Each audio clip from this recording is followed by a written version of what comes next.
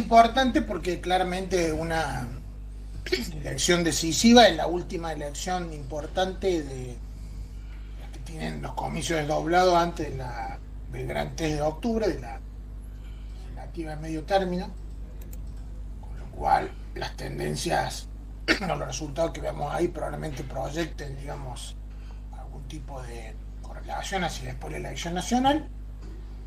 Se están terminando de armar la lista de candidatos porque tenemos que pensar que más que una elección son 8 elecciones por cada una de las secciones electorales que tiene la provincia de Buenos Aires, y a su vez tener elecciones en los municipios, ¿no? Alrededor de 100 o 130 municipios en toda la provincia, con lo cual tenés renovaciones parciales de consejos deliberantes y demás. Se están dando a conocer las primeras encuestas, digamos, que miden la intención de voto ya con un escenario de alianza entre el panperonismo, podríamos decir, de Kicillof, Cristina, Máximo, Massa y diferente, porque incluso el morenismo estaría adentro. Hoy también hay que ver por qué lugares tienen en las listas, y la alianza entre la Libertad Avanza y el PRO, bajo el sello de la Libertad Avanza, básicamente quedó absorbido el PRO, queda diluido en la identidad partidaria del sello amarillo. Y por otro lado tenemos expresiones más minoritarias, digamos, de tercera vía, que hay que ver qué suerte van a tener, porque realmente las primeras encuestas están marcando una polarización muy marcada. La consultora Tendencia hizo un sondeo en provincia de Buenos Aires del 25 al 28 de junio, o sea que estamos hablando de fines de junio, casi principio de julio, muy reciente la medición, un sondeo online, y ellos reportaron que el peronismo unido tendría una intención de voto de 40,3, podríamos redondear en 40%, digamos, olvidándonos los decimales, que la alianza de la Libertad Avanza tendría 39,5, o sea casi 40 también. Estamos hablando de un empate técnico entre las dos principales fuerzas, que se estarían llevando las dos unidas, el 80% de los votos, las dos sumadas, y dejando muy poquito para el resto. Por fuera de esas dos fuerzas, la izquierda rozaría el 6%, la UCR, donde estarían confluyendo algunos sectores del peronismo no acá, también 2,5%. Eso decimos que por ahora es magra la cosecha de las terceras vías, hay que ver si después logran proyectarse un poquito más por arriba de esa cifra, mientras que otras fuerzas estarían rondando el 0,7, el 1%, pero hay que decir que todavía hay una cantidad de indeciso importante, entre el 10 y 11%, con lo cual esas distribuciones pueden cambiar, pero a priori lo que te perfila es una elección polarizada entre el frente del peronismo y el frente de la Libertad Avanza más el PRO, que son los que tendrían chance de ganar la elección, y muy lejos las demás fuerzas, ¿no? Ninguna llegando al 10%. Claro. Parece una polarización muy marcada, pero ¿esto se esperara que fuera tan así o marca algún tipo de sorpresa? No, no es sorpresa, porque cuando vos mirás las últimas encuestas, ya el peronismo estaba rondando el 39%, incluso todavía sin saber si va a haber unidad, y cuando vos sumabas lo de la Libertad Avanza más el PRO, te daba un 40% también. Cuando lo medías por separado, obviamente, la Libertad Avanza estaba más en el orden del 35, 36, y el PRO en el 5, 6%, pero al sumarlas te está dando más o menos el 40% que te da en la proyección de la consultora Tendencia ahora. Otra que midió, digamos, también en las últimas semanas fue la consultora Trends. Ellos midieron del 25 de junio al 4 de julio, y ellos en el escenario ya, porque ellos exploraban escenario de lista separada y escenario de lista unida.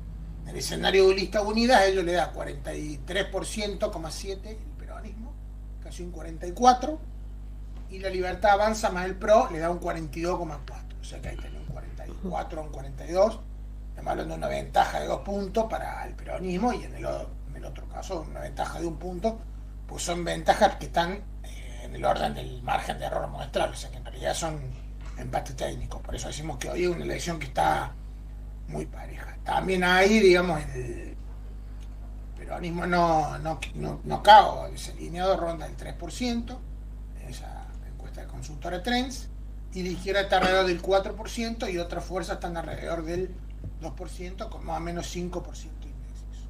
O sea que en general las últimas dos mediciones que exploran, digamos, esta la confluencia de dos grandes frentes coinciden, te están dando las dos principales fuerzas por arriba del 40% o en torno al 40%, y a las terceras fuerzas, en el mejor de los casos, rondando los 4 o 5 puntos, ¿no? O sea que eso te anuncia una elección polarizada donde le va a costar mucho a las terceras fuerzas colarse. Estamos hablando a priori, por supuesto, con un sondeo, después hay que ver cómo termina cerrando la lista de candidatos. Una pregunta. La alianza Somos Buenos Aires, que digo, está Schiaretti, Randazzo, Radicales, Manes, todo esto, ¿cuántos puntos dijo, compañero? Y entre 3 y, sí, alrededor del 3% de intención de voto. O sea que son los grandes, digamos, a mi criterio, son los grandes derrotados. Y claro, sí, la polarización entre Libertad Avanza, el PRO y el peronismo unido dejarían con una cosecha magra, porque además una parte del radicalismo probablemente termine integrando también la alianza de la Libertad Avanza, el PRO, ¿no? Entonces le van a quedar, un poco se va a quedar con los restos de lo que quede por fuera de eso.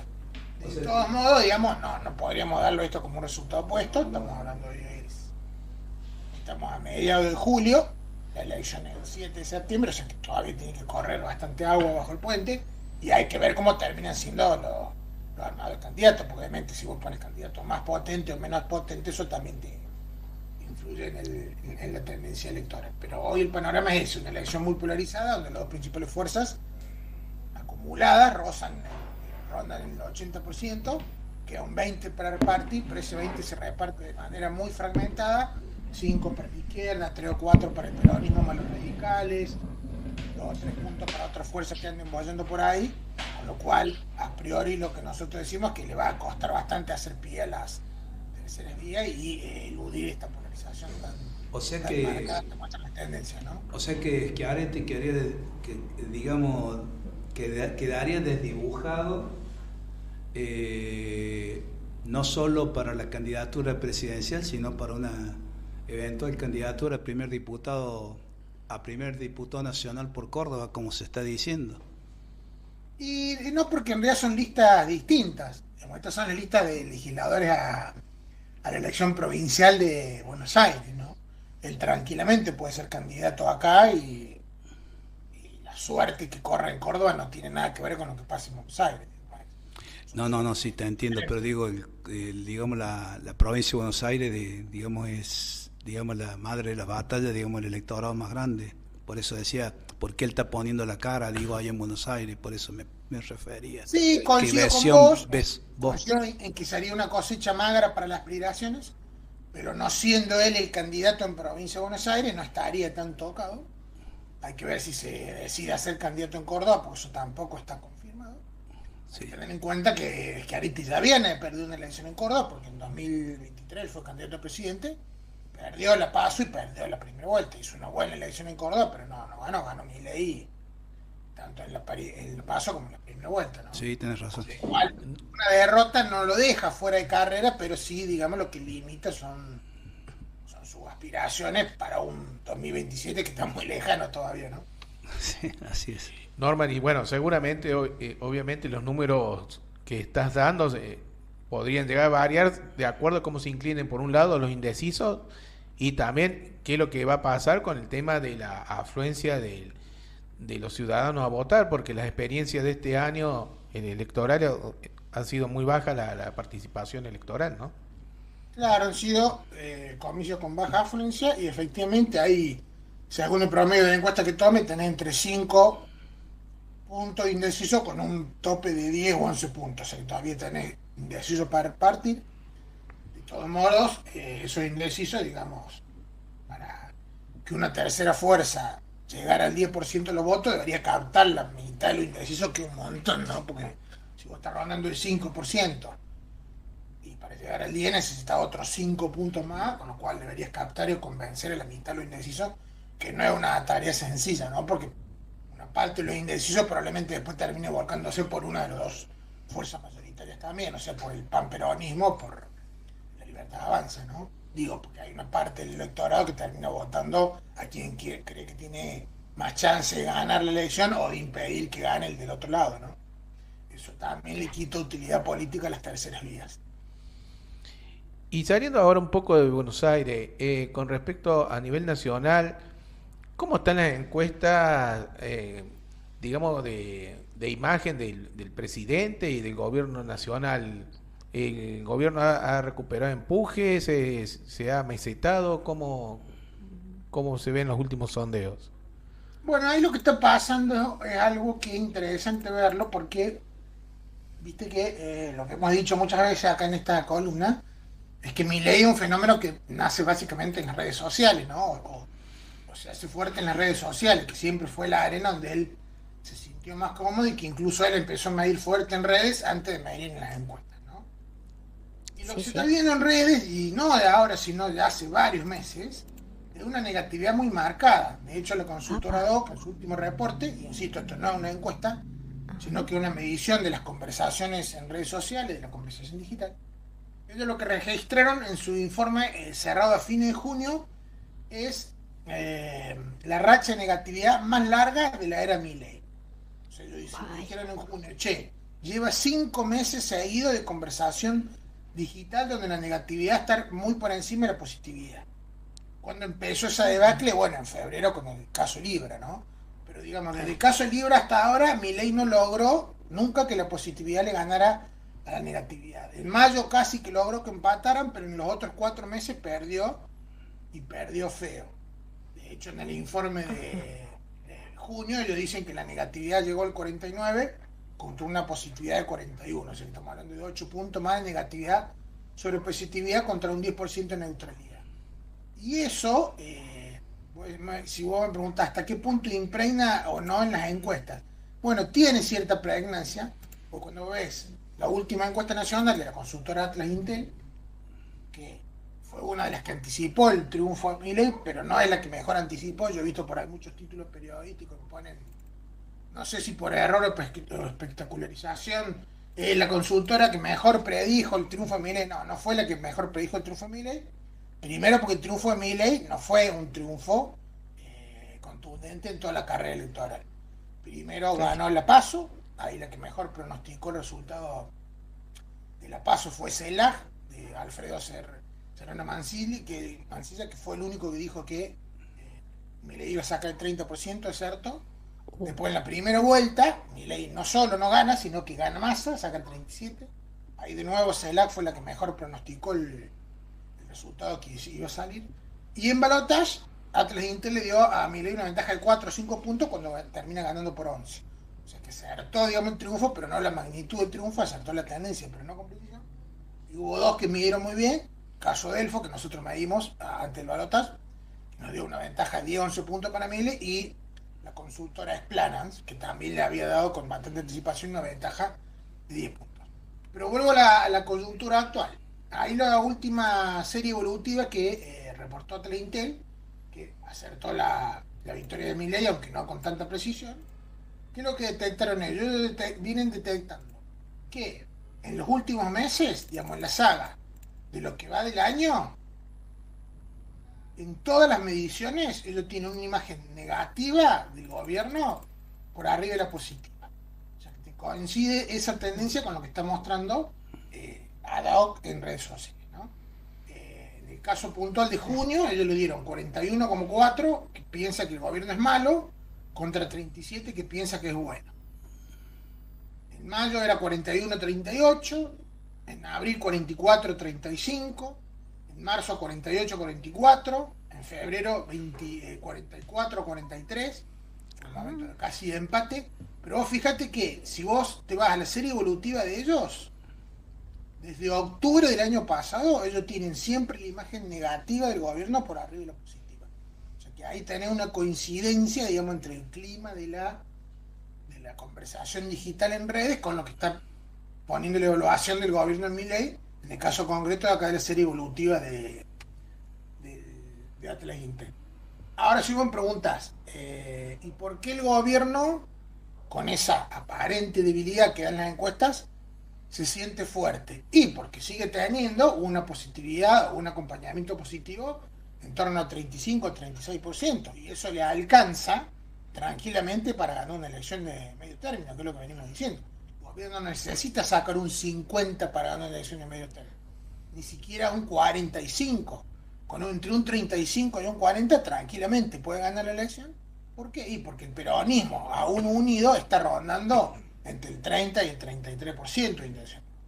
O sea que aún en una elección competitiva y en un proceso de desgaste, el gobierno todavía tiene chances de ganar la elección, porque es lo que venimos diciendo, el gobierno donde ponga un candidato un 30 saca, que es lo que sacó con Adorno y Incaba. Es cierto que en las elecciones distritales, en algunos distritos le fue de manera más floja, pero la elección de octubre no es una elección nacional. O sea que el sello de Libertad Avanza tiene potencia suficiente como para garantizarse un piso de un 30 y yo diría un techo entre un 35 y un 40. Y ahí la importancia de que el peronismo se mantenga unido, pues si el peronismo no logra una unidad estratégica hacia octubre, obviamente le está regalando una victoria en bandeja al oficialismo. Claro, aparte, bueno, la Libertad Avanza en octubre va a contar con esa potencia digamos, del presidente de la nación, cosa que en los distintos distritos, como bien decías, Norman, por ahí el candidato local a lo mejor no tenía el mismo nivel de conocimiento en el electorado o no traccionaba la cantidad de votos necesarios. Exactamente, la estrategia del gobierno en octubre va a ser poner en todos los afiches el AGE en Milei, suponiendo que fuera el AGE candidato en Córdoba. Si el candidato fuera Norman Berra, pondrían Norman Berra es Milei, digamos. La estrategia va a ser nacionalizar, no va a ser distritalizar. Obviamente buscarán los candidatos que ellos consideren mejor o más representativo el sello, pero va a ser una campaña de plebiscito de la gestión.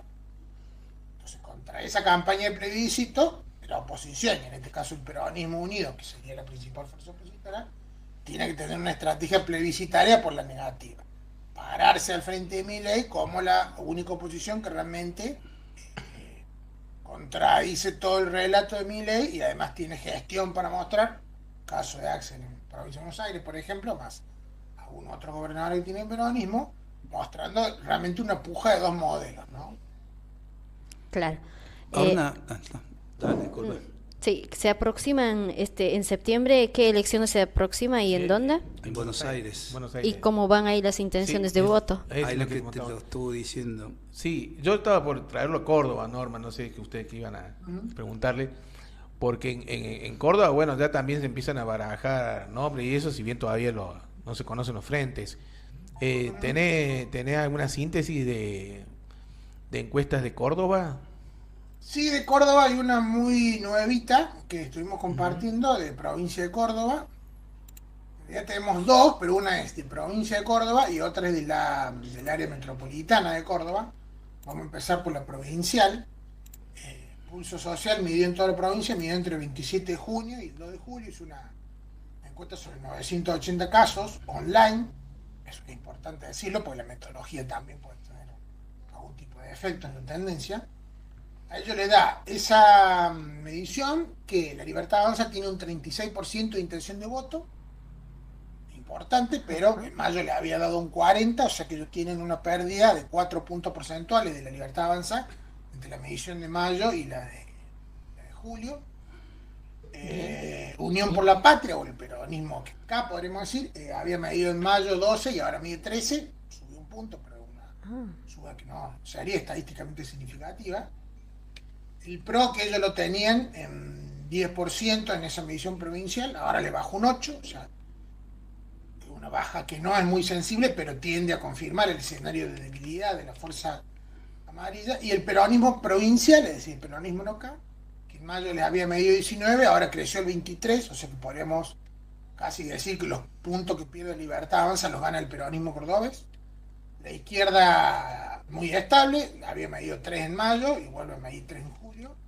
Y siguen teniendo una importante cantidad de indecisos, 16% tuvieron en la medición de mayo y 17 tiene ahora en julio, o sea que podríamos hablar de casi 20 puntos indecisos, que es mucho y obviamente que en el momento que eso se distribuyan te va a cambiar, digamos, la representación a la tendencia porque es una cantidad muy importante. Y otra medición reciente, que si bien no es provincial, ellos midieron del 30 de junio al 3 de julio, tomaron área metropolitana de Córdoba, ya que sirve como un proxy de la provincia, y tiene la ventaja de que además es presencial, la medición hace que en algún nivel puede captar alguna tendencia de manera más precisa. Ello le da un panorama muchísimo más fragmentado. Ellos tienen mucho más indecisos. En la medición que lo compartieron, le da 26% de indecisos, o sea que la primer minoría, digamos, de actitudes son los indecisos. Libertad Avanza le da un 25,6, podríamos redondear un 26, o sea que tendríamos un empate entre los indecisos y los candidatos libertarios. Ahí la lista cordobesista le da más bajo, 15,3 le da, Claro. un 11,8%, casi 12 le da en blanco.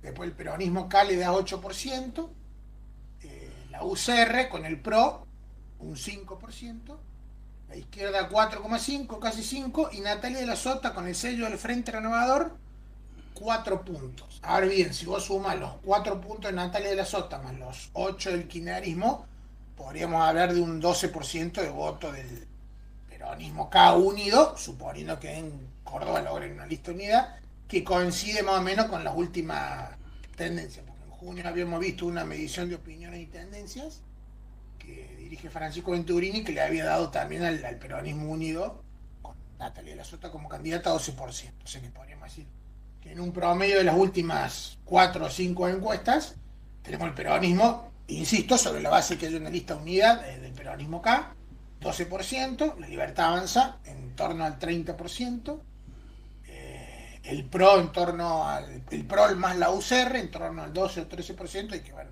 después qué pasa con el PRO, porque si el PRO también acá en Córdoba va atrás, Libertad Avanza, obviamente ese 12% que saca sumado de radicalismo se va a diluir, va a terminar sacando menos, y el peronismo provincial en el orden del 20% de votos. Obviamente, con un candidato como Schiaretti sacaría más, lo que Claro, siempre. claro, sí. Schiaretti te lleva el sello a la zona de los 25 o 30 puntos. Pero hasta ahora, sin saber quiénes son los candidatos, la tendencia es esa. Y la izquierda rondando los 4 puntos más o menos, y tenés ahí, en ese promedio de encuesta, 15 puntos de indecisos para distribuir, ¿no? Que una cifra importante.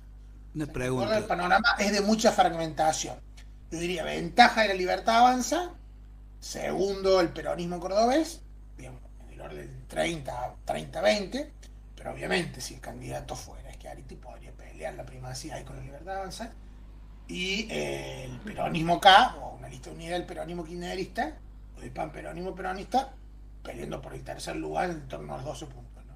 Ah, mira. Una pregunta. ¿Y por qué Natalia de la Sota iría sola?